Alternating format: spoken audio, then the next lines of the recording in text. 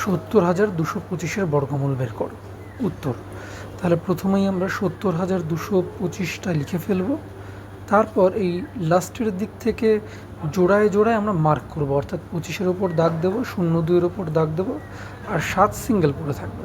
এরপর সংখ্যাটির পাশে দাগ দিয়ে দেবো, আর সংখ্যাটির নিচেও দাগ কেটে দেবো।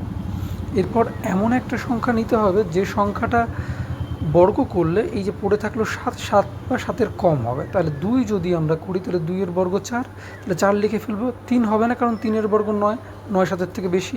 তাহলে এবার 4 আর 7 মাইনাস করলে 3, আর 0 2 যেটা পড়ে থাকলো সেটাকে নামিয়ে নেব।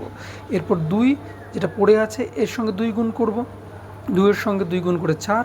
এরপর এমন একটা সংখ্যা এখানে আর 2-এর পাশে লিখব, তাহলে যেই সংখ্যাটা দিয়ে 4-এর পাশের যে সংখ্যাটা হবে টোটালটাকে গুণ করলে 302 বা তার থেকে কম হয়। তাহলে আমরা যদি এখানে আমরা 6 লিখে ফেলি তাহলে 26 হবে, আর এখানে 6 লিখলে 46, তাহলে 6 দিয়ে 46কে গুণ করলে হচ্ছে 36, 6 আর 4 6 24, 27, তাহলে পড়ে থাকলো 302 থেকে মাইনাস করলে 26। তারপর আবার 25টাকে আমরা নামিয়ে আনবো, তাহলে হয়ে যাবে 26 25। এরপর 26কে 2 দিয়ে গুণ করবো, হবে 52। এরপর এমন একটা সংখ্যা লিখবো 26-এর পরে আর 52-র পরে, যে সংখ্যাটাকে দিয়ে 52-র পর যে সংখ্যাটা হবে তাকে টোটাল দিয়ে গুণ করলেই 2625 বা তার থেকে কম হবে। তাহলে 5 যদি হয় তাহলে 5 লিখে আমরা 525, তাহলে 5 দিয়ে 525 গুণ করলে হবে হলো 2625। তাহলে গুণ মিলে গেল, তাহলে অ্যান্সার হয়ে যাবে এর বর্গমূল 265, অর্থাৎ 265 হলো 70,225-এর বর্গমূল।